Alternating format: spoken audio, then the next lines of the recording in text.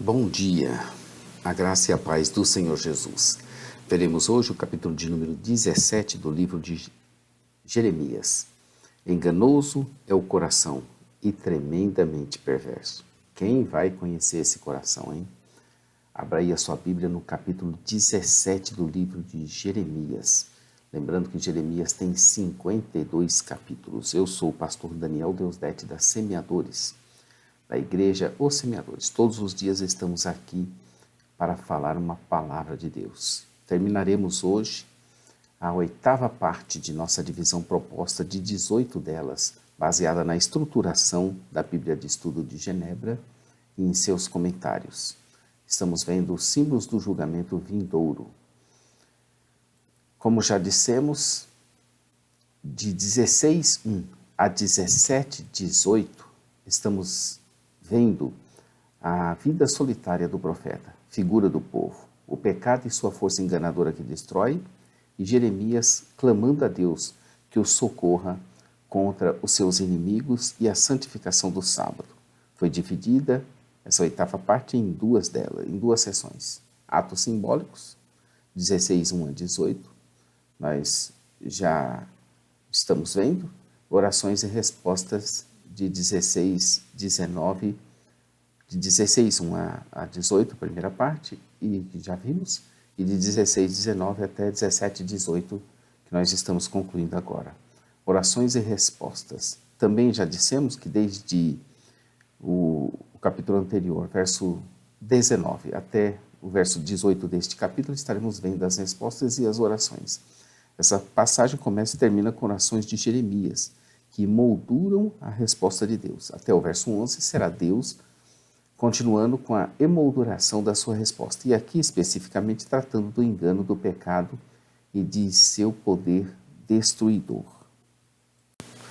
Em 2 lugares estava cravado os pecados de Judá, com ponteiros de ferro e com ponta de diamante. Na tábua do seu coração, essa imagem traz à memória as tábuas nas quais as leis foram escritas. De tão grande o pecado de Judá havia chegado ao coração do povo de Deus. Em 31:33, a lei e não o pecado seria escrita no coração do povo de Deus quando ocorresse a restauração depois do exílio. E nas pontas dos seus altares, símbolos que deveriam recordar a expiação pelos pecados, mas que só faziam o Senhor se lembrar dos pecados do seu povo. Os filhos que deveriam se lembrar das coisas de Deus e do templo estavam com suas mentes e corações voltados para outros altares com seus postes ídolos, junto às árvores frondosas sobre os altos outeiros onde estava acostumado a se prostituir. Em consequência, Deus daria os seus tesouros como despojo por causa do pecado em seus termos. Era no Monte Sião, onde ficava o templo que foi saqueado por Nabucodonosor. A herança que lhe tinha sido dada, a terra prometida, seria dada a outra nação, e eles iriam servir os seus inimigos em terras que não conheciam. O fogo da ira do Senhor estava aceso e não haveria como apagá-lo. No verso 5 vem uma maldição consequente, seria maldito, ou é, todo homem que confia no homem e faz da sua carne o seu braço forte e aparta o seu coração do Senhor. Então, todo homem que confia no homem, aparta o seu coração do Senhor e faz da sua carne o seu braço forte. A maldição sobrevém no contexto da infidelidade à aliança e alcança todos os homens da terra. Todos os que afastam o seu coração de Deus, não importam os motivos, estão em maldição. Eles serão como um arbusto solitário no deserto, sem que vejam bem algum, e morarão no deserto, em lugares secos, em terra salgada e inabitada, que não verão bem prosperidade alguma. Não terão uma vida plena e todos os meios necessários para sustentá-la. Então, todos os homens que afastam seu coração de Deus, Deuteronômio 29:33, não importa os motivos, ele cai em maldição. Não afaste o seu coração de Deus para você não entrar na maldição de Deuteronômio 29:33. Em compensação, bendito o que confia e espera no Senhor. Essas duas palavras, confiança e esperança, são baseadas no mesmo termo hebraico. O Senhor recompensa a confiança, pois faz parte da sua natureza ser fidedigno. A grande semelhança entre os versos 7 e 8 e Salmo 1, de 1 a 3, sugere que a confiança no Senhor deve ser guiada pela sua lei. Interessante também esse aspecto da confiança e da esperança. Eles fazem parte das duas palavras que formam o acróstico CAFÉ: coração, alma, entendimento e forças. Aqui, no caso, confiança e esperança. Confiança e esperança fazem parte dessa mesma palavra, né? E não fazem parte desse acróstico, como a gente imaginou, mas elas poderiam ser usadas também, a esperança, confiança e esperança. Este que confia e espera no Senhor, isso é importante, essas duas palavras juntas, será como uma árvore plantada. Aí nós vamos lembrar de Salmo número 1, junto às águas, ou seja, será poderoso e forte numa terra seca. Salmo 1, verso 3 e Isaías 44, verso 4. O verso 9 é ainda muito citado e conhecido por todos os pecadores. Ah, coração enganoso esse nosso. O coração no Antigo Testamento, além de ser o local das emoções, também representava os recônditos mais profundos do ser interior e o fundamento do caráter, abrangendo a mente, a vontade, as emoções. Eu costumo trazer uma reflexão lembrando que a sinceridade, se ela fosse a minha parceira com a qual eu dividiria minha cama, eu nela não confiaria, por causa do enganoso do coração que tenho. Nem na minha mais profunda sinceridade eu confio em sua ardorosa paixão, devoção e afirmação. Quando Deus afirma que nosso coração é enganoso, é melhor crer em Deus e acreditar nele. Não é que em meu coração que eu confio, mas no Senhor dos corações. Eu não confio no meu coração. Esquadrinha a mente, o Senhor, mas no Senhor, né, dos corações, que esquadrinha a mente e prova o coração, para dar a cada um segundo o que é justo, conforme os seus caminhos e frutos das suas ações. O verso 11 é constituído de dois provérbios encontrados em 8, de 4 a 7. O provérbio da perdiz que não choca os seus ovos, mas o de outra revela de maneira significativa o verdadeiro mal causado pela injustiça. Veja a repreensão de Davi por Natã em 2 Samuel 12, de 1 a 7, quando este foi servo da injustiça e trouxe desonra ao nome do Senhor.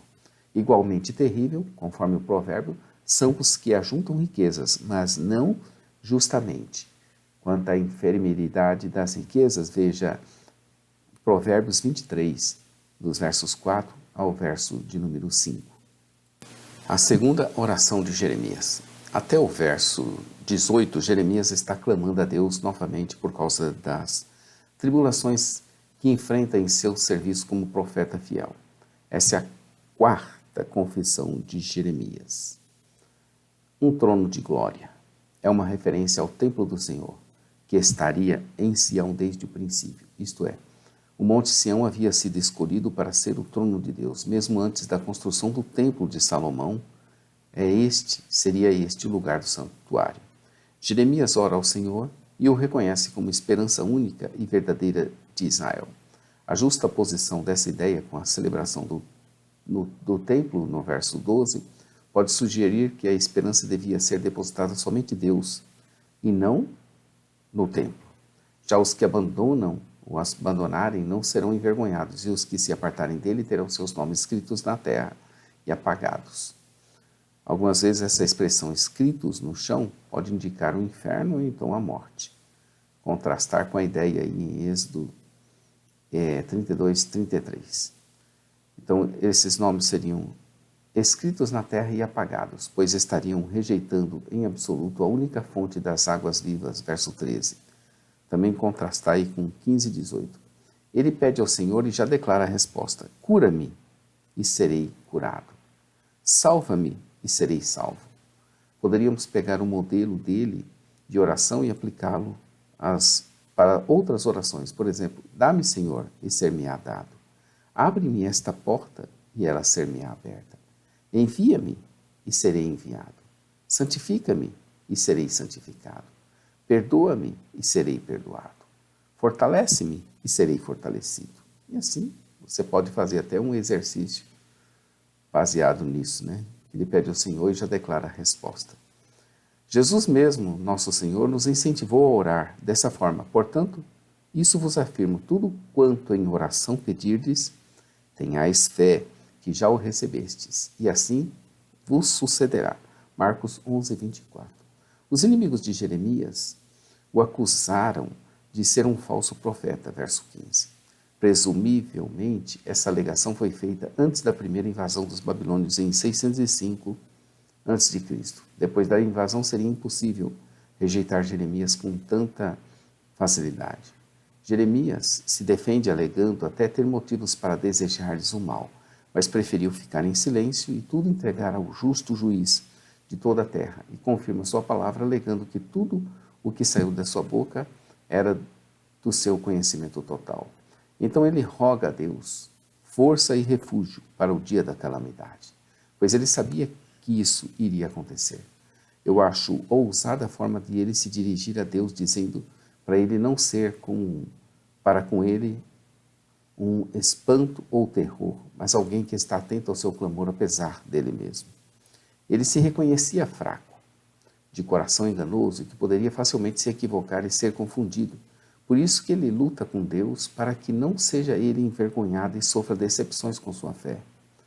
Ah, confesso, eu também te rogo isso, meu Senhor. Todos nós, né?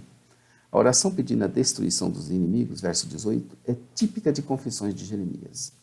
Esses termos trazem à memória o chamado do profeta. Ele chega a rogar a Deus uma porção dobrada da destruição deles. Em 16:18, vemos uma aplicação desse termo aos castigos de Judá. Aqui refere-se ao castigo dos inimigos de Jeremias, Isaías 42. Nona parte, um sermão sobre o sábado. Começa no verso 19 e vai até o 27. Dos versos 19 ao 27, deste capítulo 17, veremos que Judá mereceu ser julgada devido à violação do sábado. Trata-se esse capítulo de um sermão sobre o sábado, onde Jeremias exorta o povo a manter o sábado, deixando claro que a desobediência nessa questão provocaria a destruição total de Jerusalém. Não se sabe ao certo por que esse sermão foi colocado nessa sessão. É possível que sirva de contexto para os acontecimentos da sessão seguinte, que focaliza o julgamento de Deus contra o templo e contra os seus seguidores. Jeremias fala em nome do Senhor, o qual lhe orientou a ir até a porta de Benjamim, por onde entram e saem os reis de Judá, e depois para todas as portas de Jerusalém, onde a mensagem deveria ser repetida. A mensagem é dada junto às portas devido ao papel das mesmas no comércio. Assim diz o Senhor, começa o verso 21, contundentemente. Era para eles se guardarem e não carregarem cargas no dia do Shabá, pois ali havia uma comercialização de produtos no sétimo dia. O sábado, ou Shabá, havia sido transformado num dia de comércio intenso na cidade, onde cada um procurava seus próprios interesses. 17:1. Jeremias. O pecado de Judá está escrito com um ponteiro de ferro, com ponta de diamante, está gravado na tábua do seu coração e nas pontas dos seus altares. E o verso de número 27 diz: Mas se não ouvirdes, para santificardes o dia de sábado, e para não trazeres cargas alguma, quando entrares pelas portas de Jerusalém no dia de sábado, então acenderei fogo nas suas portas, o qual consumirá os palácios de Jerusalém e não se apagará. O sábado era especial e deveria ser santificado, como Deus tinha ensinado aos pais deles em mandamento do sábado. Mas se fizeram endurecidos e não se inclinaram, e não inclinaram os seus corações ao Senhor. No entanto, se mudassem a disposição das suas mentes e se voltassem para Deus, tudo isso ia ser diferente.